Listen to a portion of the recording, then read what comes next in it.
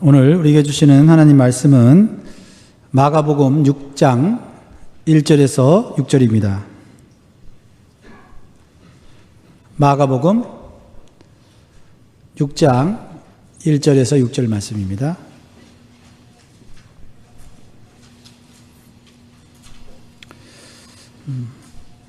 일 1절부터 6절 교독할 때 제가 먼저 1절을 읽겠습니다.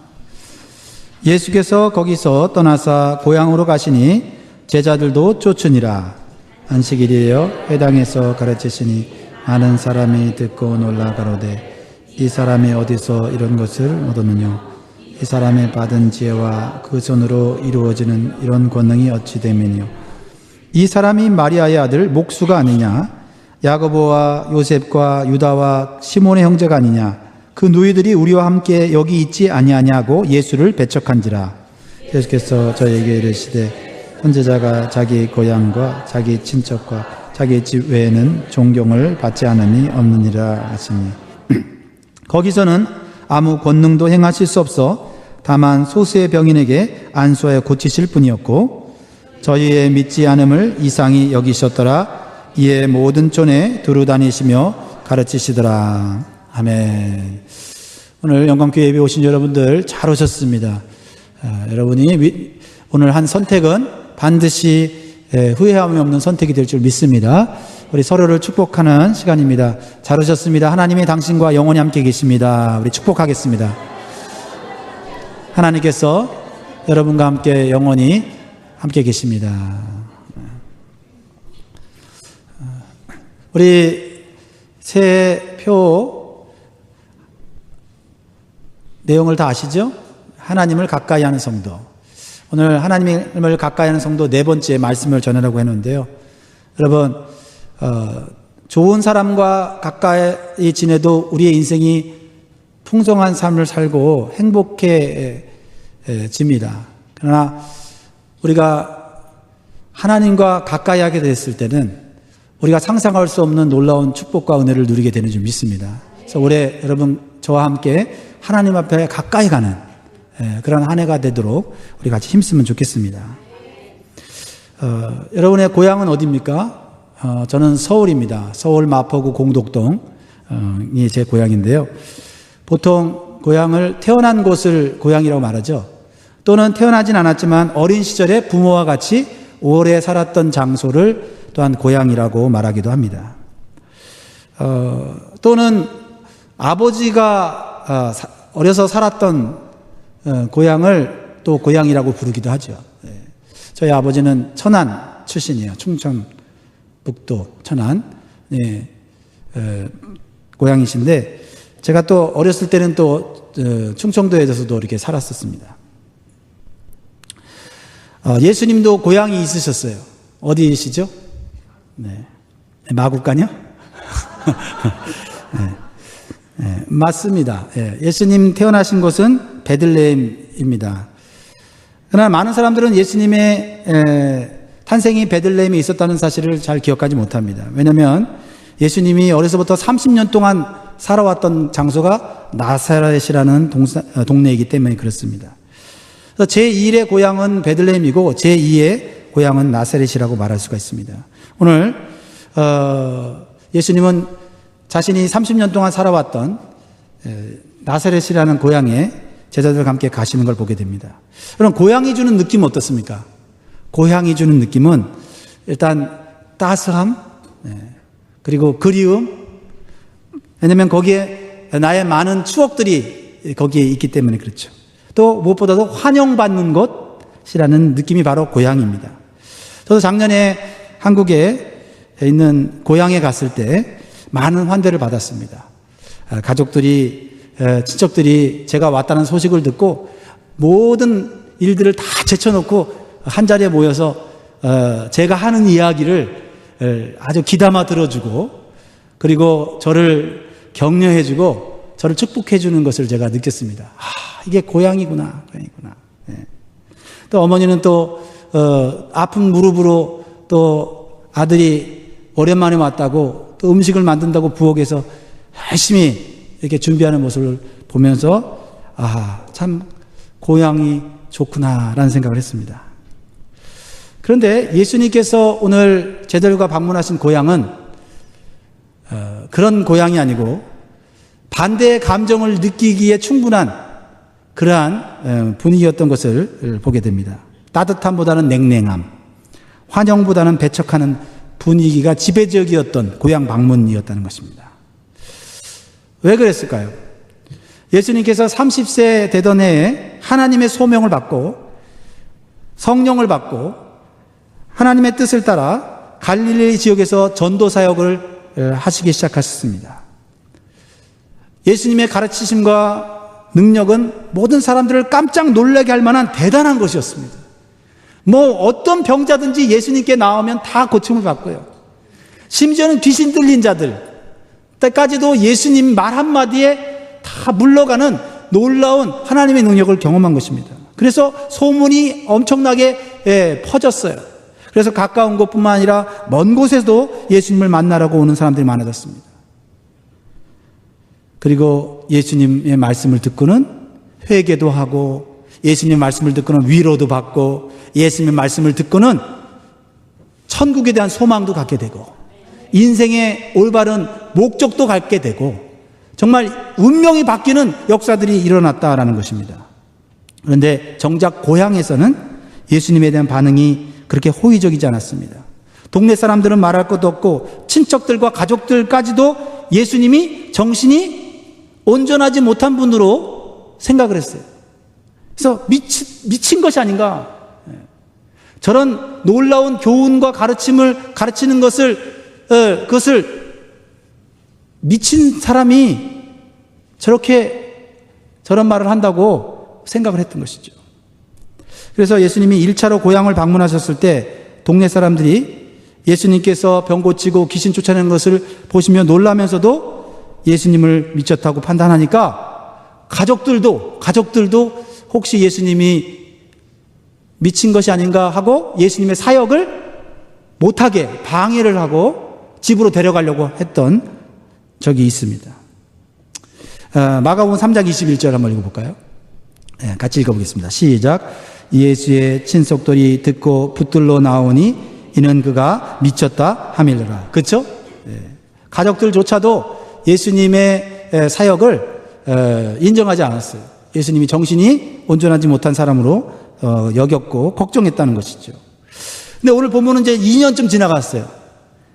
2년쯤 지나서 예수님의 고향을 다시 찾은 것입니다. 제자들과 함께 서 있었어요. 그동안 예수님이 많은 사역과 많은 그러한 능력 행함을 통해서 많은 사람들이 예수님을 이제는 인정하게 되었고 선지자로, 랍비로, 심지어는 어떤 사람들은 누구로요?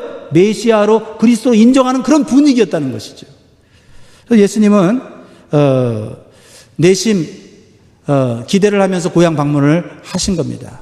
이제는 내가 하는 사역, 내가 나타내는 능력을 마을 사람들이, 고향 사람들이 인정해 주기를 바랬던 것입니다. 그래서 제자들과 함께 가서 같이 그 고향의 환대를 받으려고 갔던 것입니다. 그래서 안식일에 회당에서 하나님 말씀을 가르쳤어요. 또 병자를 고쳤습니다. 그러자 고향 사람들이 또 깜짝 놀란 거예요. 2절 말씀이죠. 2절 말씀 같이 읽어보겠습니다. 시작. 안식일이 되어 회당에서 가르치니 많은 사람이 듣고 놀라 가로되 이 사람이 어디서 이런 것을 얻었느냐? 이 사람의 받은 지혜와 그 손으로 이루어지는 이런 권능이 어찌 됨이뇨? 예수님은 그들이 다른 마을 사람들처럼 예수님의 이 놀라운 교훈과 또 예수님의 능력을 믿고 따르는 제자가 될 것을 기대했습니다. 그러나 고향 사람들의 반응과 결과는 오히려 반대되는 것이었어요. 예수님을 거부하고 배척하였다라고 말하고 있습니다. 여러분이 가진 지식이 또 여러분이 경험한 예수님에 대한 은혜가 여러분의 인생을 더 하나님께 가까이 가는 그런 도구가 되기를 주의 이름으로 축복합니다. 그런데 안타깝게도 이 예수님의 고향 사람들은 그렇게 하지 못했다는 것이죠. 3절 말씀을 한번 읽어보겠습니다. 3절 시작. 이 사람이 마리아의 아들 목수가 아니냐? 야고보와 요셉과 유다와 시몬의 형제가 아니냐? 그 너희들이 우리와 함께 여기 있지 아니하냐 하고 예수를 배척한지라. 여러분들이 교회를 1년 다니고 2년 다니고 3년 다니고 5년 다니고 10년 다니고 이렇게 교회를 다닌다는 것은 누구를 아는 것입니까? 네, 예수님을 아는 것이고 예수님의 말씀의 능력을 아는 것이고 하나님의 놀라운 은혜를 아는 것입니다. 그런데 그 아는 지식이, 그 아는 하나님을 아는 그 경험이 예수님께 나아가지 못하고 그저 그 자리에 머물러 영적 어린아이 같이 여전히 머물러 있다면 얼마나 우리 주님이 안타까워하시겠습니까? 왜 고향 사람들은 예수님을 배척하게 되었습니까? 예수님을 아는 부분적인 지식이 예수님을 배척하게 만들었다라는 겁니다. 뭐가요? 예수님을 아는 부분적인 지식이 예수님을 거부하게 만들었다는 거죠. 너무나도 충격적인 이야기 아닙니까? 예수님을 아는 지식이 오히려 예수님을 밀어내고 예수님을 배척하는 그런 결과를 만들 수 있다는 것을 오늘 본문 우리에게 깨닫게 해주는 것이죠.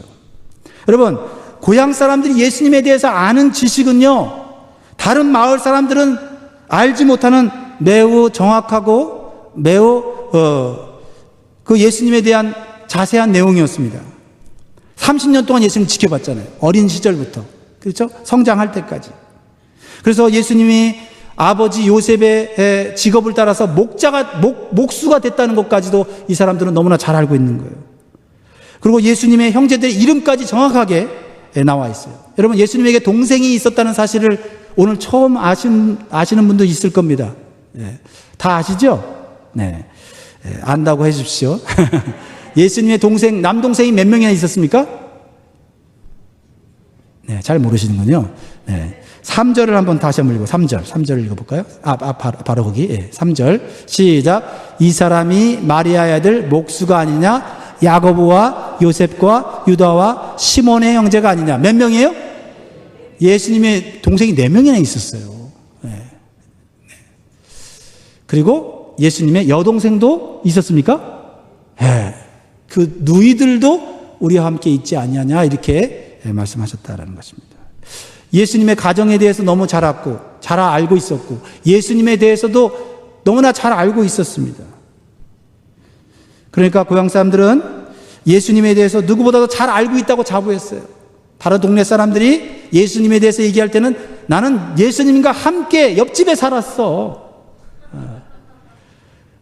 너 모르지? 그 집에서 만든 책상이나 의자를 우리가 사서 썼어. 하면서 다른 마을 사람들에게 아마 자랑도 했을 것입니다. 그런데 그들은 예수님의 놀라운 말씀과 놀라운 능력을 바라보았을 때 그들은 깜짝 놀랐습니다. 그런데 그들의 마음속에 예수님에 대한 지식이 떠오르기 시작했어요. 예수님께서는 학교를 다니시거나 훌륭한 스승을 만난 적이 없는데 어떻게 저렇게 놀라운 말씀을 전할까 하면서 의심하기 시작한 거예요. 아마 예수님의 아버지는 좀 일찍 돌아가신 것 같아요. 그래서 오늘 여기 보면 요셉의 아들 목수가 아니냐 이렇게 해야 되는데 마리아의 아들 목수가 아니냐 이렇게 얘기하는 거 보면 일찍 돌아가서 어머니가 홀로 가부로서 자녀들을 양육한 것 같이 보입니다. 그러니까 이렇게 가난한 집에서 좋은 학교를 보낼 수 있겠습니까? 오늘날로 말하면 무슨 스포츠를 위해서 예술을 위해서 학원을 보낼 수가 있었겠습니까? 그렇지 못하다는 걸 뻔히 알고 있었습니다. 그러니까 이 집안에서는 훌륭한 인물이 나올 수 없다라고 생각한 거예요. 그런데 어떻게 저렇게 능력이 있는 일을 하며 어떻게 저렇게 지혜로운 하나님 말씀을 전할 수 있을까? 그 말씀을 받아들이려고 애쓰지 않고 내가 가진 부분적인 지식으로 예수님을 판단하고 또 예수님을 올바로 이해하지 못하고 있었다라는 것입니다. 그래서 예수님의 능력을 귀신 들려서 귀신이 나타내는 능력쯤으로 생각하고 있었다는 겁니다. 그래서 예수님을 안다고 했지만 예수님께 인격적으로 가까이 갈 수가 없었다는 거죠. 여러분, 이것이 우리의 삶 가운데서도 문제가 될 수 있다라는 것입니다. 그래서 우리는 예수님을 아는 부분적인 지식과 경험을 조심해야 할 필요가 있어요. 오늘날도 하나님을 온전히 믿지 못하고 부분적으로 믿는 신자들이 오히려 예수님을 자신의 지식 안에 가두어두고 인격적으로 만나지 못하는 사실을 우리가 보게 됩니다. 예수님에 대해서 말하라면 잘 말을 하는데, 하나님의 말씀에 대해서 말하라면 기가 막히게 그 말씀을 이야기하는데, 예수님을 인격적으로 관계적으로 경험한 사실에 대해서는 말하지 못하는 그런 오류에 빠질 때가 있다라는 것입니다. 여러분, 그러나 반면에 예수님을 잘 모른다고 하는 다른 마을 사람들은 예수님에 대한 지식은 부족했어요. 예수님이 직업이 목수였는지, 어머니가 홀로 예수님을 키웠는지, 예수님에 대해서 아는 지식이 없어요. 그러나 예수님이 하시는 새로운 말씀과 새로운 가르침을 순수하게 믿고 예수님의 능력을, 이거는 하나님의 능력이 아니고서는 이런 능력을 행할 수 없다고 믿으면서 그것을 순수하게 받아들였을 때 그들은 하나님께 찬송하며 영광 돌렸다고 말하고 있어요. 그리고 하나님의 은혜가 더 충만하게 내려서 모든 것을 버려두고 예수님을 쫓는 제자가 되었다라고 성경은 기록하고 있는 거예요. 그런데 예수님의 고향 사람들은 예수님을 너무나 잘 알고 있는데, 예수님을 잘 안다는 그 지식이 예수님과의 인격적인 관계를 깨트리고 있다라는 것이에요. 여러분, 예수님과 얼마나 가까우십니까? 또 여러분은 예수님을 얼마나 알고 있습니까? 예수님과 가깝다는 것, 내가 예수님을 남들보다 많이 알고 있다는 것, 남들보다 신앙생활을 오래 했다는 것이, 그것이 예수님과 인격적인 관계로 들어가지 못하면 그것은 오히려 예수님을 배척하는 결과로 남을 수 있다는 사실을 기억하시기 바라요. 그렇습니다. 사도행전 10장에 보면 여러분이 잘 아는 이야기가 나오죠.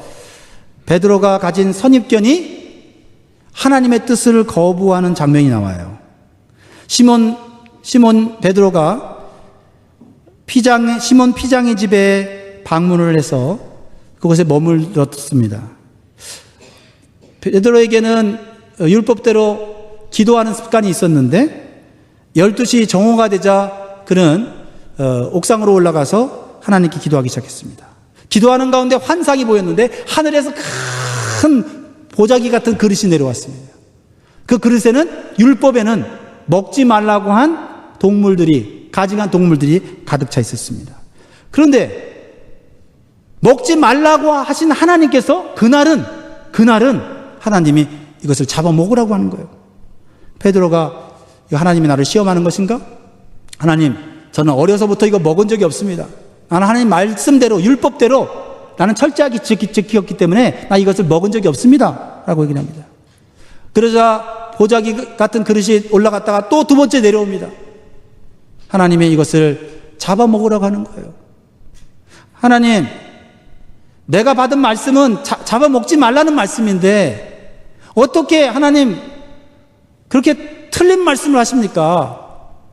왜 잡아먹으라고 하십니까? 그러자 하나님 뭐라고 말씀하셨어요?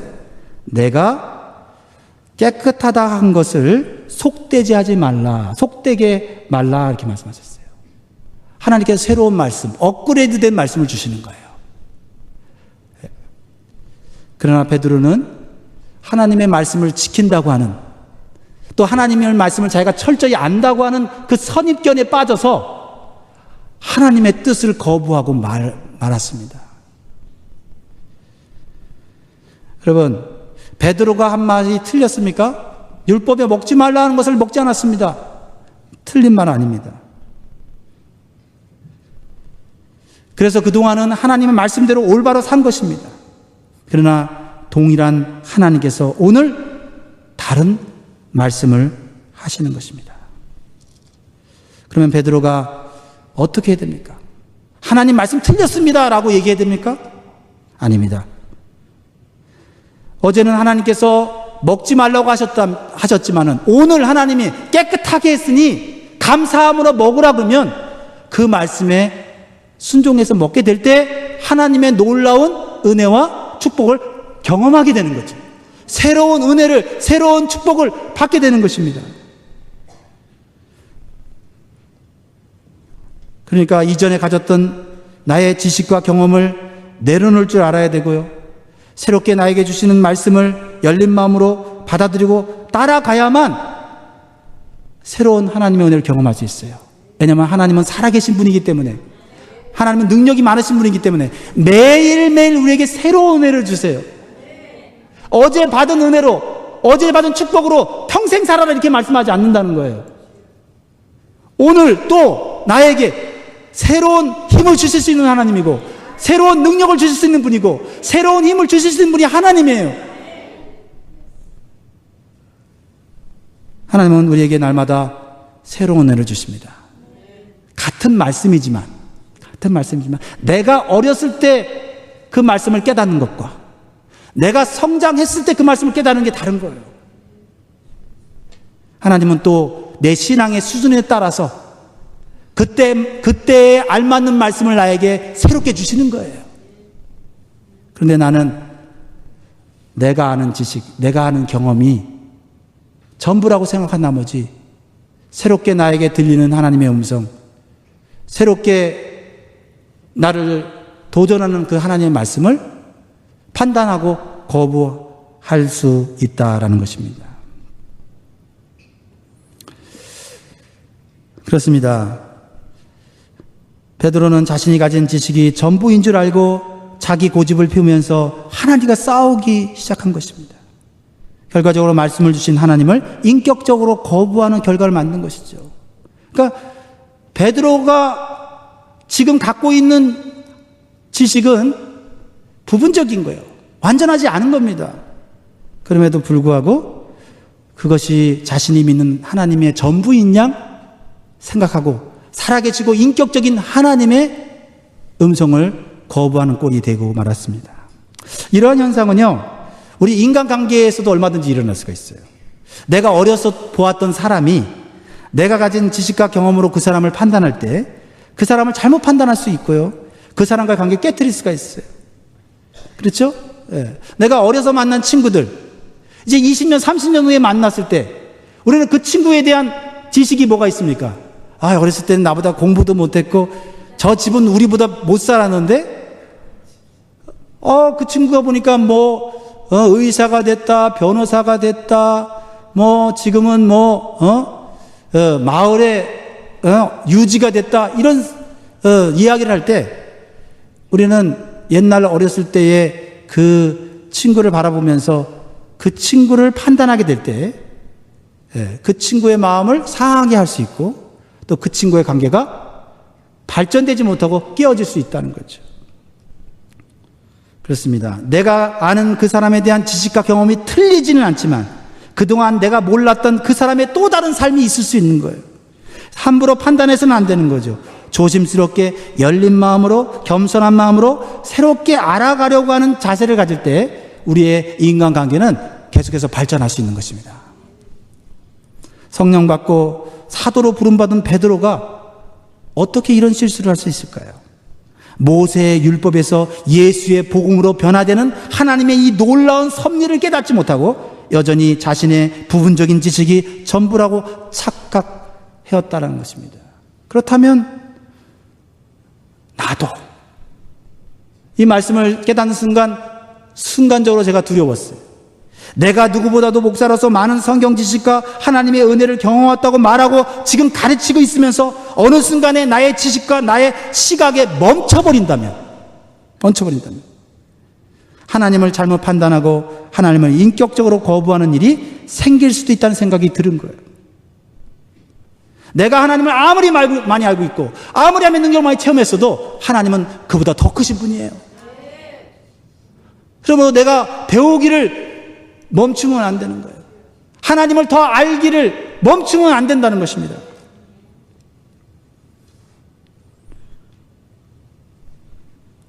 그렇습니다.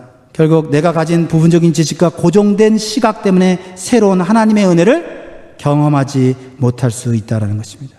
그래서 하나님의 말씀이 기준이 아니라 내가 기준이 되어서 어떤 것은 믿고 어떤 것은 안 믿고 어떤 말씀은 내가 받아들이고 어떤 말씀을 안 받아들이고 하는, 오히려 내가 하나님의 위치에 서게 되는 그런 오류를 범할 수 있다는 생각을 해보는 것입니다. 중요한 것은 뭡니까? 내가 가진 부족한 지식, 내가 경험한 걸 가지고 하나님 앞에 더 가까이 가고 하나님과의 인격적인 관계를 더 깊이 맺어가는 데 사용되어야 한다는 겁니다. 그러기 위해서는 열린 마음과 겸손한 마음으로 하나님 말씀을 읽고 묵상하고 듣고 그 말씀을 순종해야 되는 것입니다. 여러분, 고향 사람들의 착각이 무엇이에요? 예수님에 대해서 누구보다도 많이 알고 있다는 교만이잖아요. 교만. 그 교만이 예수님을 통해 주시는 하나님의 놀라운 말씀을 결국은 거부하게 만들었잖아요. 우리는 하나님 말씀을 일부만 받아들여서는 안 되고 모든 말씀을 받아들여야 하나님의 뜻을 올바로 온전히 알게 된다는 사실이에요. 예수님께서 그래서 이렇게 말씀하셨어요. 자기의 취향을 따라, 자기의 수준을 따라서 하나님의 말씀을 받아들이기도 하고 받아들이지 않는 사람들을 향하여 이렇게 말씀합니다. 마태복음 5장 18절이에요. 마태복음 5장 18절 같이 읽겠습니다. 시작. 진실로 너희에게 이르노니 천지가 없어지기 전엔 율법의 1.1획이라도 반드시 없어지지 아니하고 다 이루리라. 성경에 나온 모든 말씀은 내가 믿는다고 해서 안 믿는다고 해서 안 이루어지는 게 아니라 하나님은 성경에 나온 모든 말씀을 하나님의 뜻대로 이루시는 거예요. 중요한 것은 내가 하나님의 뜻에 동참하게 될 때 그 하나님의 놀라운 성취 가운데 우리는 동참하게 된다라는 사실입니다. 그러면 내가 가진 부분적인 지식과 경험으로 예수님과의 인격적인 관계를 더 풍성하게 하는 길은 없을까요? 그렇죠? 그래요. 우리가 겸손한 마음으로 주님, 내가 알고 있는 지식, 경험이 전부가 아닙니다. 그것으로 내가 하나님을 함부로 판단하기를 하나님 내가 거부합니다. 예수님을 함부로 내가 판단하기를 내가 거부합니다. 하나님, 그러면 내가 가진 이 지식으로 하나님 앞에 더 가까이 가고 하나님과 더 인격적인 교제를 할 수는 없을까요? 이런 기도를 우리가 해야 한다는 것이죠. 오늘 자신을 거부하는 고향 사람들을 향하여 예수님은 안타까운 마음으로 이렇게 말씀하십니다. 4절이에요. 4절 시작. 예수께서 저에게 이르시되 선지자가 자기 고향과 자기 친척과 자기 집 외에는 존경을 받지 않음이 없느니라 하시며. 여러분, 마을 사람들은, 고향 사람들은 예수님에 대한 지식이 있었지만은 예수님을 존경하는 마음이 없었다는 거죠. 지식보다 우선해야 되는 것은 뭐냐면 인격에 대한 존중이 있어야 된다는 거예요. 우리가 사람을 대할 때도 그 사람이 어떠한 사람이냐는 지식 이전에 그 사람을 하나님의 형상으로 지음받은 인격체라고 하는 존중함이 있을 때 그 사람의 마음을 열 수가 있고 또 그 사람과 좋은 관계를 맺어갈 수 있는 것처럼 우리가 예수님에 대해서 알고 있는 것으로 자랑하는 것이 아니라 예수님에 대한, 예수님의 인격에 대한 존경심이 우리에게 먼저 있어야 된다는 것이죠. 그러니까 고향 사람의 시각으로 보지 말아야 되는 거예요. 예수님을 지식적으로가 아니라 인격적으로 존경하는 것이죠. 네. 여러분, 오늘 이 고향 사람들은 왜 예수님을 배척했나요? 그들의 마음 상태를 보면 알 수가 있어요. 기본적으로 예수님에 대한 존경심이 없었어요. 그들의 언어 표현을 보면 알 수가 있습니다. 자, 3절 다시 한번 읽어볼까요? 그들의 언어 표현이 이게 여러분 어떻게 이거를 부드럽게 얘기한 겁니까? 아니면 약간은 비꼬듯이 하는 얘기입니까? 3절 읽겠습니다. 시작. 이 사람이 마리아의 아들 목수가 아니냐? 야고보와 요셉과 유다와 시몬의 형제가 아니냐? 그 누이들이 우리와 함께 여기 있지 아니하냐고 예수를 배척한지라. 이런 사람들이 뭐라고 얘기합니까? 내 말이 틀렸어? 내가 솔직하게 다 얘기하는 거야. 내 말이 틀렸어? 이렇게 얘기하는 사람들을 우리가 듣습니다. 그 사람 말이 틀리지 않았어요. 근데 그 사람 하는 말투가 마음을 상하게 하는 거 아니에요? 그렇지 않습니까? 내가 너에 대해서 잘 아니까 네 단점까지 다 얘기해 주는 거야. 고마운 줄 알아. 나 아니면 누가 이런 얘기를 해주겠어? 라고 얘기하면서 높은 위치에서 그 사람을 무시하듯이 얘기할 때 그것은 아는 것이 아니에요. 아는 것이 아니에요. 여러분, 이것은 예수님의 출신 배경에 대해서 무시하는 말입니다. 이 사람이 그래. 이 사람이 마리아의 아들 목수가 아니냐. 이거 굉장히 예수님을 무시하는 말이에요. 굳이 이렇게 무시할 필요 없는데 그것도 능력과 하나님의 권세로 말씀을 전하는 예수님을 의도적으로 내리깎는 거예요. 왜요? 자신들이 더 높아지려고요. 내가 예수보다 나이 많아. 내가 어렸을 때 예수 업고 다녔어. 하면서 높은 위치에서 자신의 위치를 인정받으려고 하는 그런 교만의 태도죠. 여러분, 유대 사회에서는요, 어머니의 이름으로 아들을 칭하지 않아요. 예. 요셉의 아들 예수라고 얘기해야지 마리아의 아들 예수라고 얘기하는 것은 이것은 당시 유대 사회에서도요, 흔하지 않은 그런 표현입니다. 예. 비록 아버지가 일찍 돌아가셨어도 저 아이는 요셉의 아들이야 이렇게 얘기하지, 마리아의 아들이라고 하는 것은 마리아가 과부인 것을 무시하는 거예요. 그리고 어쩌면 소문이 났을지 모르는 그런 사건들이 있었잖아요. 마리아가 요셉이 결혼도 하기 전에 마리아의 배가 불러오기 시작했잖아요. 그랬을 때 요셉이 하나님의 말씀에 순종해서 배가 불러온 마리아를 정죄하지 않고 데려다가 같이 살잖아요. 그래서 예수님이 탄생했잖아요. 그러니까 이것이 마리아의 탄생이 성령의 잉태로 된 하나님의 놀라운 역사인 걸 모르고 함부로 얘기하는 마을 사람들이 있었을 거예요. 야, 마리아가 요셉 말고 다른 남자와 관계를 맺어서 애를 가졌나 봐. 그것을 요셉이 아마 커버를 한 것 같아. 보호를 한 것 같아. 그러니까 요셉의 아들이 아니고 저건 마리아의 아들이야 라고 하는 인격적인 모독이었다라는 것입니다. 그러니까 예수님의 그 놀라운 하나님의 말씀도 귀에 들어오지 않는 거예요. 예수님의 놀라운 권능도 그것이 자신의 삶에는 상관없는 것으로 여기는 거예요. 얼마나 어리석은 것이고 얼마나 불행한 것입니까? 수많은 사람들은 예수님을 쫓아 그 예수님이 주신 은혜와 축복을 받아 누리는데 예수님을 안다고 하는 그 지식이, 또 예수님을 인격적으로 존경하지 못하는 그 마음이 결국 스스로 불행을 만들어내고 있다는 것입니다. 그래서 5절에 이렇게 표현하고 있죠. 5절 시작. 거기서는 아무 권능도 행하실 수 없어 다만 소수의 병인에게 안수하여 고치실 뿐이었고. 얼마나 안타깝습니까? 예수님을 안다고 하면서 예수님의 능력을 경험하지 못하는 불신앙의 모습이에요. 지식적인 신앙의 한계인 것이죠. 사랑하는 성도 여러분, 우리는 새해 이런 실수를 해서는 안 됩니다.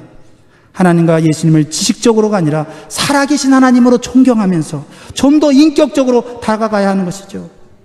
그럴 때 우리가 가진 부분적인 지식과 경험이 점점 더 풍성해지고 완전해지고 놀라운 은혜와 기적을 경험하게 되는 겁니다.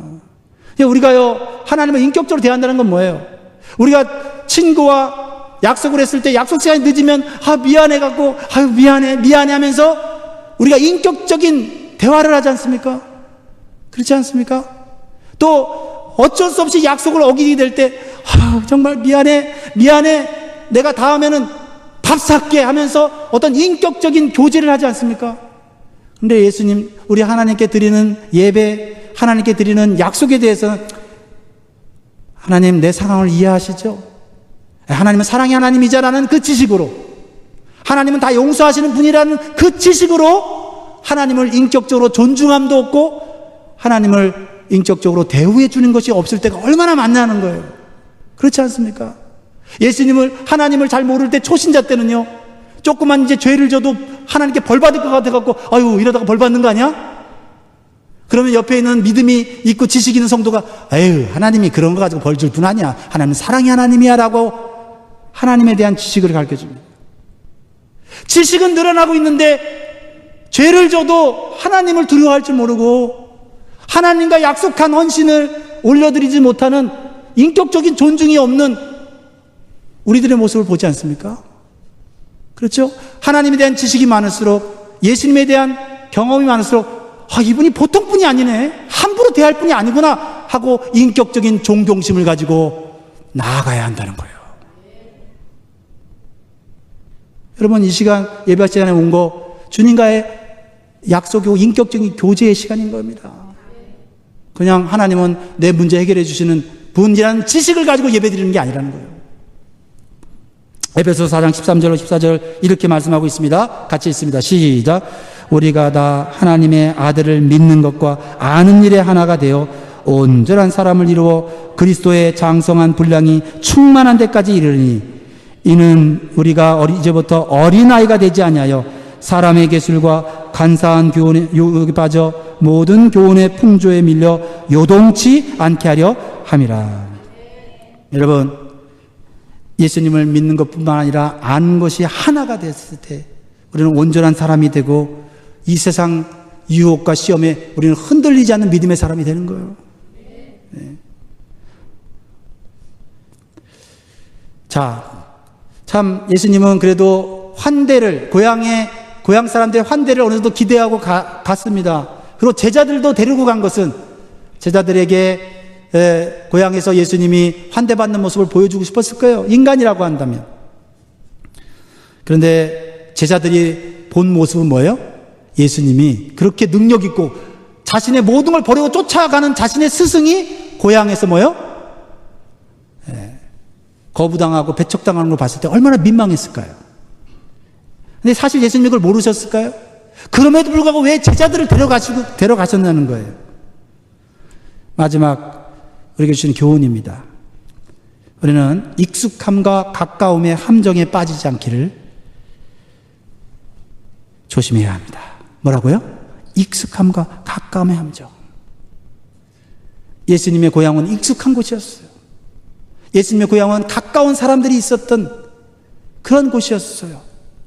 익숙하기 때문에, 가깝기 때문에 예수님을 환대하고 예수님의 말씀을 믿을 거라고 생각했지만 오히려 반대였다라는 것입니다. 무엇을 의미합니까?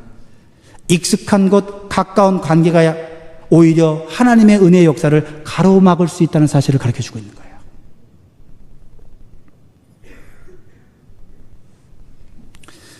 예수님은 고향에 제자들을 데리고 오심으로써 앞으로 복음을 전해야 될 이 제자들에게 가르쳐 주시는 거예요. 가깝다고 하고 나를 잘 안다고 하고 내게 익숙한 그 관계가 오히려 하나님의 나라의 일에 방해가 될 수 있다는 거예요. 거기에 기대지 말라는 거예요. 익숙함과 가까움에 빠지지 말라는 거예요. 오히려 낯설고 불편한 다른 마을로 가서 하나님의 복음을 전할 때 하나님의 역사는 더 크게 일어나고 우리는 더 영적으로 성숙해질 수 있다는 것입니다. 그렇습니다. 기억하십시오. 우리의 신앙의 성장은 불편하고 낯설고 꺾을 끌어온 관계를 통해서 우리는 성장하게 되는 것이죠. 자, 마지막으로 중요한 것은 예수님께서 고향과 가족들에게 실망하여 주저앉아 있지 않으셨다는 거예요. 원망하거나 불평하지 않으셨다는 거예요. 예수님은 고향과 가족을 버리신 것은 아니지만 그들에게 매이지 않았습니다. 계속해서 하나님이 주신 복음의 사명에 더욱 집중하셨어요. 예수님을 미쳤다고 미친 사람 만들고 또 거짓 증인을 내세워 죄를 만들어 죄인을 만들었어도 예수님은 실망하지 않고 하나님께 주신 십자가의 사명을 끝까지 감당하신 줄 믿으시기 바랍니다. 그 예수님의 사명 감당으로 인하여 오늘날 우리에게 구원의 은총이 다가온 거예요. 그 결과는 어떻습니까? 결과는 너무나도 아름다운 것입니다. 예수님께서 십자가에 죽으시고 부활하신 후에 예수님의 가족들이 예수님을 어떻게 해요? 결과적으로는 메시아로 인정하게 되고 그들은 누구보다도 초대교회 예루살렘 교회에 헌신된 일꾼이 된 거예요. 예수님께서 가까운 가족들, 가까운 고향 사람들 말 때문에 사역을 포기하고 주저앉으면서 불평과 원망을 했다면 당신들 때문에 내가 어떻게 주의 일을 하겠습니까? 하고 주저앉았더라면 같이 망했을 거예요. 사도행전 1장 14절 보세요. 1장 14절 시작. 여자들과 예수의 모친 마리아와 예수의 아우들로 더불어 마음을 같이하여 전혀 기도에 힘쓰니라. 할렐루야. 아마 예수님이 끝까지 십자가의 사명을 감당하고 부활하셨을 때 예수님의 가족들, 고향 사람들은 너무너무 미안했을 거예요. 그러나 예수님은 끝까지 하나님만 바라보고 사명을 감당했기에 모든 사람이 구원의 은총을 누리는 복을 받게 된 것입니다. 사랑하는 성도 여러분, 여러분의 가까운 사람들로 인하여 여러분의 신앙생활을 방해받은 적은 없나요? 한 번 더 주 앞에 나올 수 있고 한 번 더 주님을 기쁘시게 할 수 있는데 가까운 가족 때문에 내가 주님 앞에 나아가지 못한 적은 없나요? 그것이 결국 나만이 아니라 가족들에게도 불행으로 찾아온다는 사실을 기억한다면 때때로 우리는 익숙함과 가까움의 함정에서 빠져나와야 돼요. 당장은 섭섭하고 당장은 냉정한 것 같지만 그러나 하나님 나라를 위해서 우리는 결단하고 도전해야 될 때가 있다는 사실인 것입니다. 2019년도에 새롭게 주시려고 날마다 준비하시는 하나님의 은혜와 축복을 여러분 바라보면서 좀 더 도전적이고 좀 더 영적인 삶을 결단하시는 저와 여러분 되기를 주 이름으로 축복합니다. 우리 같이 주님 다시 오실 때까지 이 찬양 올려드리면서 주님, 내가 살아야 우리 가정이 살고 내가 살아야 우리 공동체가 삽니다. 하나님, 내가 가진 부분적인 지식으로 하나님 판단하고 또 착각하지 않게 도와주옵소서.